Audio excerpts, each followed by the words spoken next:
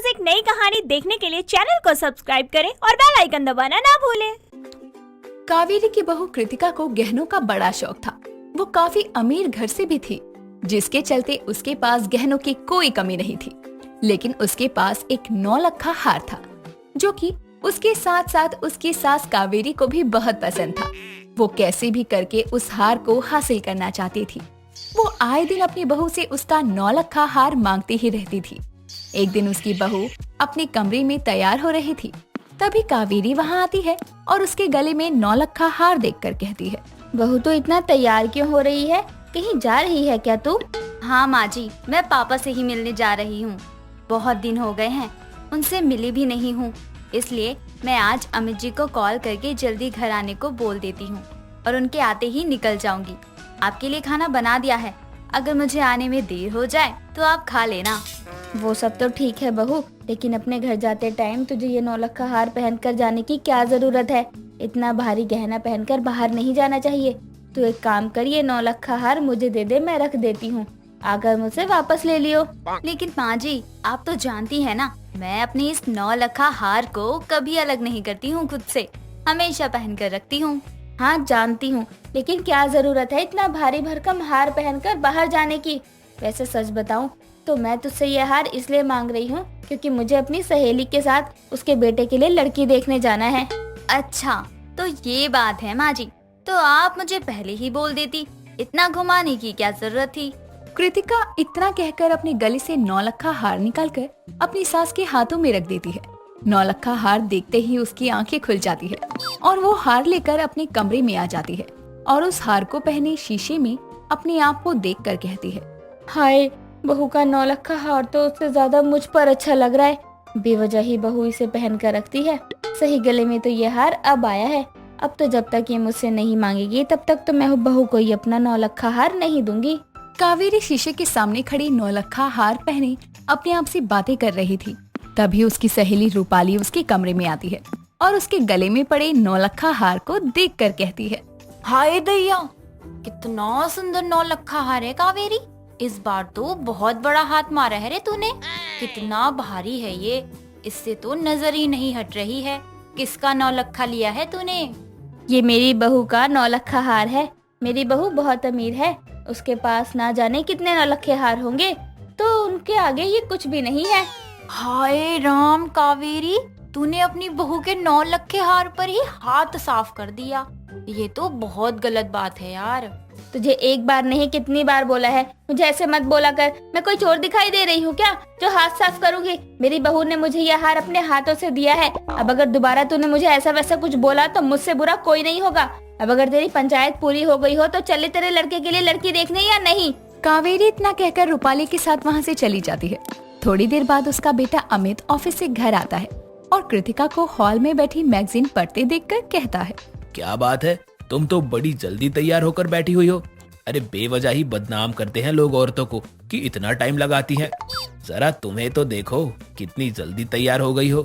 हो गया आपका, ज्यादा ये बात घुमाने की कोशिश मत किया करो आप। आपने कहा था कि आप हाफ डे लेकर आएंगे और अब आ रहे हैं आप शाम को।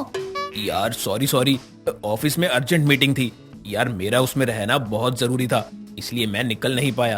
आई एम रियली सॉरी यार। ओके, अब जाइए और जल्दी से तैयार होकर आइए, देर हो रही है हमें। मैं अभी गया और अभी आया, बस 10 मिनट दो। वैसे माँ कहाँ है, दिखाई नहीं दे रही? वो रूपाली आंटी के साथ उनके बेटे के लिए लड़की देखने गई हैं, देर से ही आएंगी।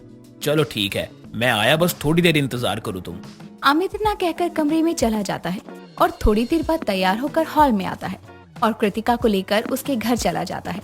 समय बीतता है, तभी एक दिन अमित अपनी माँ और पत्नी के साथ अपनी बहन रुचि के जन्मदिन पर उसके ससुराल में आता है, जहाँ रुचि की नजर कृतिका के 9 लखा हार पर जाती है, जिसे देखकर वो कहती है, भाभी, आपका हार कितना सुंदर लग रहा है, इससे तो मेरी नजर हट ही नहीं रही है। बेटी सुंदर क्यों नहीं होगा, ये मेरी बहू का 9 लखा हार है, जो भी इसे एक बार देखता है देखता ही रह जाता है। बात आपकी सही है माँ। भाभी, आज मेरा जन्मदिन है, अगर मैं आपसे कुछ मांगू तो आप मना तो नहीं करोगी ना? हाँ ननद जी, बिल्कुल मांगिए, आपका पूरा हक बनता है, लेकिन बस मुझसे ये 9 लखा हार मत मांगना, इसे नहीं दे पाऊंगी। इसे छोड़कर कुछ भी मांग लीजिए। ये क्या भाभी, आपने तो कुछ भी मांगने से पहले मेरा मुंह बंद कर दिया। मुझे चाहिए तो बस ये 9 लखा चाहिए, वरना कुछ नहीं चाहिए। रुचि इतना कहकर गुस्से में अपने कमरे में जाकर बैठ जाती है और कुछ देर बाद सभी लोग केक लेकर उसके कमरे में जाते हैं और सबके कहने पर रुचि केक कट कर देती है। थोड़ी देर बाद सभी खा पी कर अपने घर वापस आ जाते हैं और अपने कमरों में सोने के लिए चले जाते हैं। तभी रुचि का फोन कावेरी के पास आता है। माँ, भाभी ने आज मेरे ससुराल वालों के सामने मुझे वो हार देने से मना करके मेरी बहुत इंसल्ट करी। अब तो किसी भी हाल में मुझे वो हार चाहिए। अब आप ये सब कैसे करती हैं मुझे नहीं पता। बेटी, बुरा तो मुझे भी बहुत लगा था। कोई बात नहीं, तू परेशान मत हो, मैं कुछ करती हूँ। अगर वो 9 लखा हार मेरी बेटी के पास नहीं है तो अब वो बहू के पास भी नहीं होगा। कावेरी इतना कहकर फोन रख देती है। तभी एक दिन सुबह के समय कृतिका हाथों में पूजा की थाली लिए मंदिर के लिए निकलती है और कावेरी भी उससे छुपकर उसके पीछे जाती है। कृतिका मंदिर में पूजा करके घर लौट रही होती है। तभी सुनसान रोड पर एक चोर कृतिका को चाकू दिखाकर उससे उसका 9 लखा हार छीन कर भाग जाता है, जिसके बाद कृतिका रोते हुए घर वापस आती है। वहीं दूसरी तरफ वो चोर वो हार ले जाकर कावेरी को देता है और बदले में उससे पैसे लेकर वहां से चला जाता है। जिसके बाद कावेरी अपनी बेटी को कॉल करके मंदिर बुलाती है और उसे सारी बातें बताकर वो हार उसके हवाले करके चुपचाप घर वापस आती है। वो देखती है कि कृतिका हॉल में बैठकर रो रही थी। क्या हुआ बहू, तू चाय नाश्ता बनाने की जगह सुबह सुबह बैठी रो रही है? अमित से झगड़ा हुआ क्या? नहीं माँ जी, अमित जी के साथ मेरा कोई झगड़ा नहीं हुआ।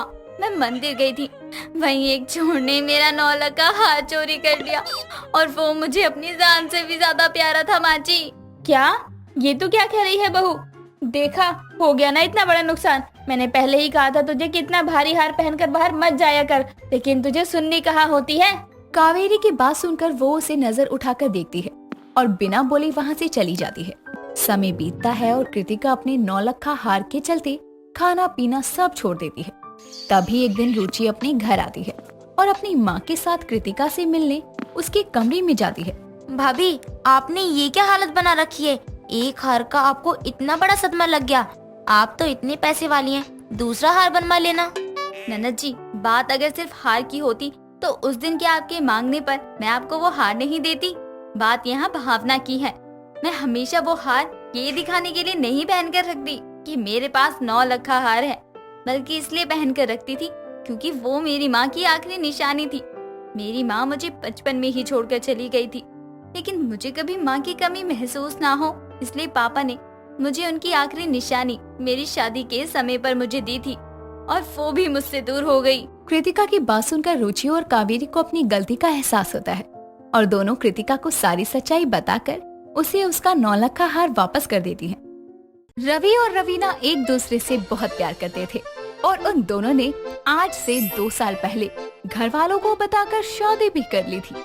लेकिन रवीना की खुशहाली भरी जिंदगी का कांटा थी उसकी ननद नीतू, क्योंकि नीतू और रवीना के बिल्कुल भी नहीं बनती थी। जहाँ नीतू जब देखो रवीना से लड़ाई के बहाने देखती, तो वहीं रवीना भी नीतू से कम बातें किया करती। ऐसे ही एक दिन नीतू रवीना और रवि के कमरे में आकर उन दोनों को कहती है, भैया आज संडे है और आपकी छुट्टी भी है, प्लीज मुझे पार्लर लेके चलो ना, कल मेरे कॉलेज में पार्टी है और मुझे अच्छा दिखना है। अरे नीतू, तुम्हारे भाई को एक ही तो दिन मिलता है आराम करने के लिए, इनको रेस्ट करने दो, मैं तुम्हें पार्लर लेकर चलती हूँ। भाभी, आपसे किसी ने पूछा?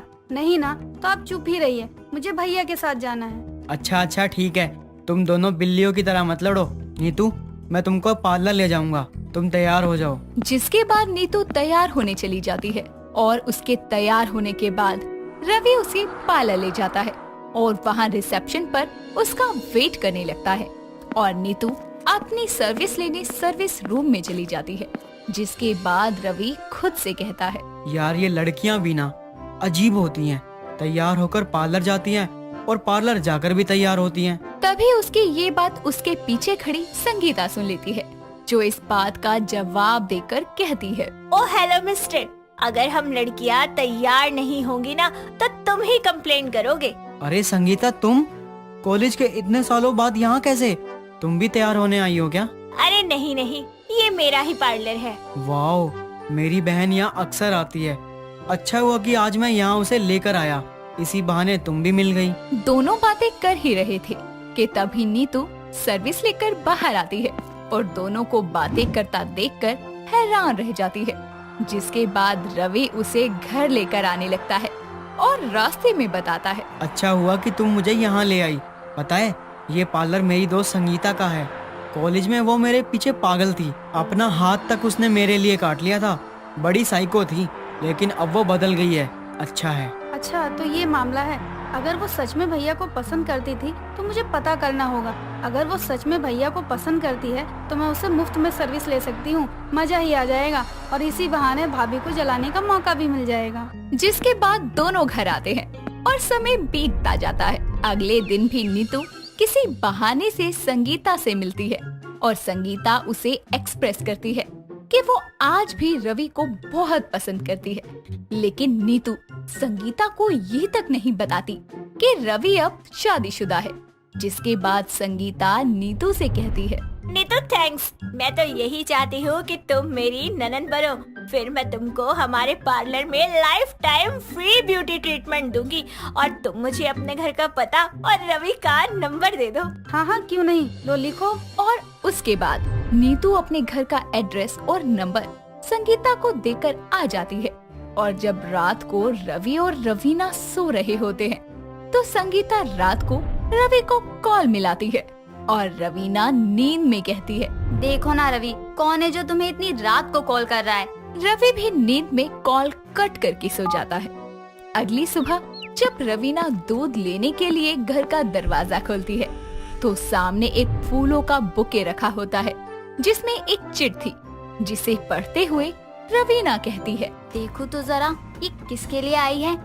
मेरे प्यारे रवि, इन फूलों की तरह तुम मुस्कुराते रहो।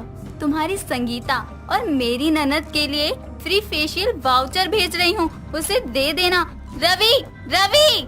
रवि चिल्लाने की आवाज सुनकर बाहर आता है और कहता है, क्या हो गया, क्यों चिल्ला रही हो? ये क्या है और ये संगीता कौन है और ये वाउचर किसने यहाँ भेजा? ओह, संगीता ने भेजा होगा, उसका पार्लर है ना। ओह, तो मेरी सौदन का ब्यूटी पार्लर है। कहीं ये वही पार्लर तो नहीं जिसमें नीतू जाती है? इसको कैसे पता चला कि संगीता इसकी सौतन थी, यानी मेरी एक्स थी? जरूर नीतू ने बका होगा। ये नीतू भी ना, तुमको कैसे पता कि वो तुम्हारी सौतन है? क्योंकि इसमें चिट्ठी है जिसमें लिखा है, मेरे प्यारे रवि, इन फूलों की तरह तुम मुस्कुराते रहो। तुम्हारी संगीता और मेरी ननद के लिए ये फ्री फेशियल का वाउचर भेज रही हूँ, उसे दे देना। रवीना गुस्से में अपना सामान पैक करके जाने लगती है, लेकिन रवि उसके पैरों को पकड़कर उसे रोक लेता है। जिसके बाद रवि की खातिर रवीना रुक जाती है और रवि मन में ये सोच लेता है कि उसे संगीता से जाकर बात करके आनी पड़ेगी। वो उसी दिन के समय जब रवीना को सोते देखता है तो वो संगीता के पार्लर के लिए निकल जाता है, पर रवीना जगी हुई थी और वो नींद से जाग कर कहती है, जरूर ये उसी सौतन के ब्यूटी पार्लर गए होंगे। आज मैं इनको रंगे हाथों पकड़कर तलाक ही दे दूंगी। इतना कहकर रवीना भी रवि के पीछे जाती है और रवि को अपने पार्लर में आते देखकर संगीता कहती है, वाओ, मेरे एक फोन कॉल और फूलों ने इतना असर दिखाया। रवि तो मुझसे मिलने आ गए। मैं जानती थी तुम मेरे बिना नहीं रह सकते। लग जाओ मेरे गले। अरे गले मत पड़ो, तो वो तुम थी जिसने मुझे रात को कॉल किया था। अरे मैं नहीं होंगी तो कौन होगी? चलो अब गले लगो। इतना कहकर संगीता जबरन रवि को गले लगा लेती है। तभी रवीना वहाँ आती है और दोनों को गले लगे देखकर कहती है, तो मेरी सौतन के ब्यूटी पार्लर में ये सब भी होता है। रवि, मुझे तुमसे ये उम्मीद बिल्कुल नहीं थी। रवि और संगीता रवीना को देखकर चौंक जाते हैं और रवि अपनी सफाई देती हुए कहता है, अरे रवीना, तुम जैसा सोच रही हो वैसा कुछ भी नहीं है। मैं तो इसे समझाने आया था। रवि मेरी जान, तुम इसे क्यों समझा रहे हो? कौन है ये? तुम चुप रहो मेरी माँ, ये बीवी है मेरी। पर नीतू ने तो बताया था कि अभी तक रवि ने मेरे याद में शादी ही नहीं की है, तभी तो उससे पैचअप करना चाहते थे। ओह, तो ये तुम्हारी एक्स थी और तुमने मुझे बताया नहीं? तू चुप कर जा मेरी माँ। जिसके बाद रवीना को ये समझते देर नहीं लगती कि ये सब नीतू का किया धरा है। जिसके बाद वो लोग नीतू को भी पार्लर में बुलाते हैं और उसे देखकर रवीना कहती है, माना नीतू कि हम दोनों में ज्यादा बनती नहीं, लेकिन इसका मतलब ये नहीं कि तुम मेरे सौतन के पार्लर से फायदा उठाने के लिए मेरे ही पति का इस्तेमाल करो। तुमको जरा भी शर्म नहीं आई? बोलो नीतू, तुमने मुझसे इतना बड़ा झूठ क्यों बोला कि तुम्हारा भाई कंवारा है? मुझे तो यही लग रहा था कि वो आज भी मेरा वेट कर रहा है। भाभी, संगीता दीदी, मुझे माफ कर दो। मैंने सोचा कि भाभी को जलन होगी और मुझे मजा आएगा और मुझे फ्री में सर्विस भी मिल जाएगी। मुझे माफ करना, मुझे ये नहीं पता था कि ये बात इस तरह से इतनी बढ़ जाएगी। बात बढ़ जाएगी। तुम्हारी वजह से मेरी एक्स और मेरी बीवी आमने सामने खड़ी हैं और मेरी बीवी मुझे तलाक देने को तैयार है। इसके बाद नीतू को सच में अपनी गलती का पछतावा होता है और वो सबके आगे रोने लगती है। उसे ऐसे रोता देखकर रवीना उसे गले लगाकर चुप करती है और संगीता कहती है, माफ करना रवि, मैंने तुमको परेशानी में डाला, पर ये सच है कि मैं आज भी तुमसे बहुत प्यार करती हूँ, लेकिन मैं तुम्हारा बसा बसाया घर नहीं तोड़ सकती।